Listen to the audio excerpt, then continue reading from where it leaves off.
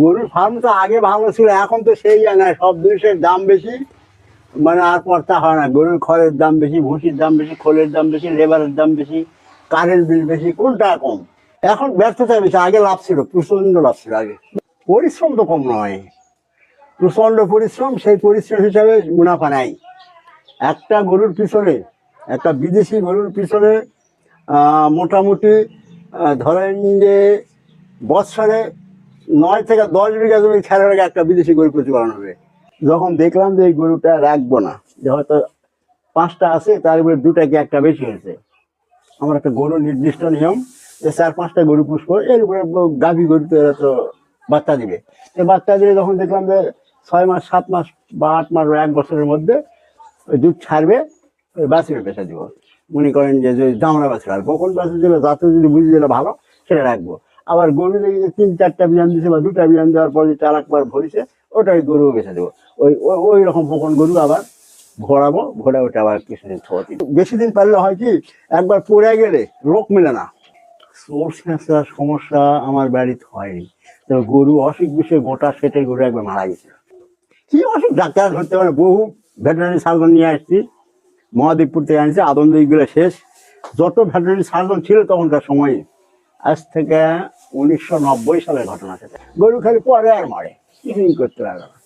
সেই গরুর খুবই জাত। সেই গরুর জাতের ভিতরে একটা বাছুর ছিল, এই একটার থেকে আবার এই কয়টা হচ্ছে 1, 2, 3টা, আর সব বিক্রি করছে। আর ওর মাও ভালো দুধ দিতে, যেটার মা সেটা ফ্রিজিয়ান গরু, কিন্তু ওই বাছুর ওই এরা জড়িত প্লাস্টিক, শক্তিশালী জড়িত লাইলন দড়ি, ওই বাছুর দুধ খাচ্ছে, আর মা ওই গলার ভিতরে পার ভেঙে গেছে। আর গরু জাম করে বাড়ির ভিতরে গড়া, এখানে তো গরু রাখা যায় না। যে গরু বড় গরু, পায়ের চারি লড়ালে সে গরু হলোই না, সেগুলো বেঁচে যায়। আমাদের বেঁচে থাকতে হবে, সেই হিসাবে পরিশ্রম করে পেটে ভাতে যাতে সই হয়, বেঁচে থাকি মান সম্মানের সহিত, এটাই আমরা চাই। আমরা প্রাচুর্য পাহাড় করতে চাই না, আমাদের কথা যে আমরা যাতে বেঁচে থাকতে পারি সঠিকভাবে এবং সম্মানের সহিত। এই আমাদের প্রথমে একটা গরু আমাকে একজন দিছিল, দান করেছিল আমার শ্বশুর বাড়ির থেকে, সেই থেকে গরু হয়ে গেছে। কয়টা গরু দিয়ে শুরু করছিলেন? গরু তো আমার অনেক ছিল, 20-25টা গরু ছিল। এইটা আমার বয়সটা এখন মেলা বছর হলো রে বা, তখন তো মনে করেন যে বাবার আমল থেকে হবে বছর 60 একটু হবে, বয়সে তো 75 বছর। বাড়ির খড় তো হয় না, কিনা লাগে। ঘাস আছে, নিপিয়া ঘাস, ঘাসের জায়গা লাগানোর মেলা আছে, কিন্তু কিষান কাঠের অভাবে হয় না। 800 জায়গার উপরে ঘাস আছে। অসুখ বিসুখ আছে, ডাক্তার লাগানো লাগে। শহীদুল বাবা যে আছে, সফল ডাক্তার আসে, কুল ডাক্তার আসে, ওরা আসে তো। আমি অবশ্য গাই গড়ি বেশি বুঝি, দামরা যে ওই জাতটা আছে, ওটা যে একটু বড় হবে ওকে ছেড়ে দেবো সামনে, এখনই ছেড়ে দেবো, বেশি দিন দেরি করো না। আমরা ওই দুধ ছাড়ার সাথে সাথে বেঁচে দিই। আমি কোনোদিন হাটে গরু বেশি, সব বাড়িতে গরু বেশি বিক্রি করে, হাটে আজকাল মানুষজন ভালো আছে। অন্যদের গরুর তুলনায় আপনার গরুর মানের পার্থক্য আছে, কম বেশি আছে? অবশ্যই আছে, ওদের গরু আমার আমার আমার ওই মাইজিপাড়া একটা ছেলে আছে সাইফুল নাম, আমার তোর গরুর মান অনেক বেশি। ওই 25 লিটার পর্যন্ত দুধ নাম, আমার এটা দুধ নামে 10 লিটার 7 লিটার। মানে ওরা অবশ্য যত্ন আরো বেশি করে, সেই হিসাবে করতে পারবে। যখন সবাই একটা জিনিসের উদ্যোক্তা হবে সবাই, তখন সেই জিনিসের মুনাফা কমে যাবে, কোনো দিনে থাকবে না। মাছের চাষ হোক, গরু ফার্ম হোক, দেখো চাকরি, সরকারি চাকরি সরকার আর দিতেই পারছে না, দিচ্ছে না। মানে বেকারত্ব দূর করার জন্য বিভিন্ন ফার্ম তৈরি। আপনার কি মনে হয় যে দেশে আসলে গরুর চাহিদা অনুপাতে উদ্যোক্তা বেশি হয়ে গেছে? অবশ্যই হয়েছে, এখন উদ্যোগটা অনেক বেশি হয়েছে। আগে তো এত গরু আছে, বিদেশি গরু আছে, পোষেনি মানুষ, এখন অনেক উদ্যোক্তা হয়েছে।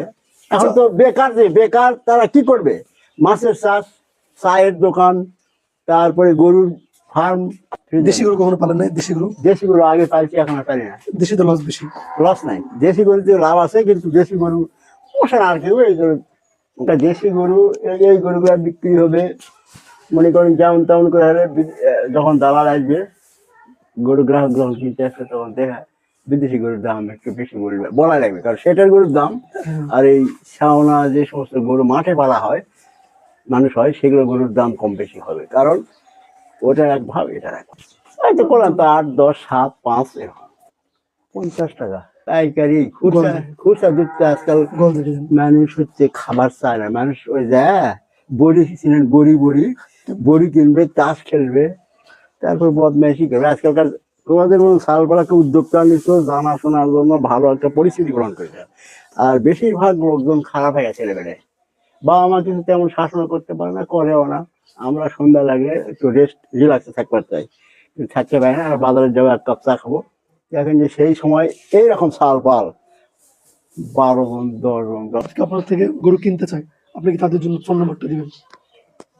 গরু কিনবে, আমরা বিক্রি করলে কিনবে।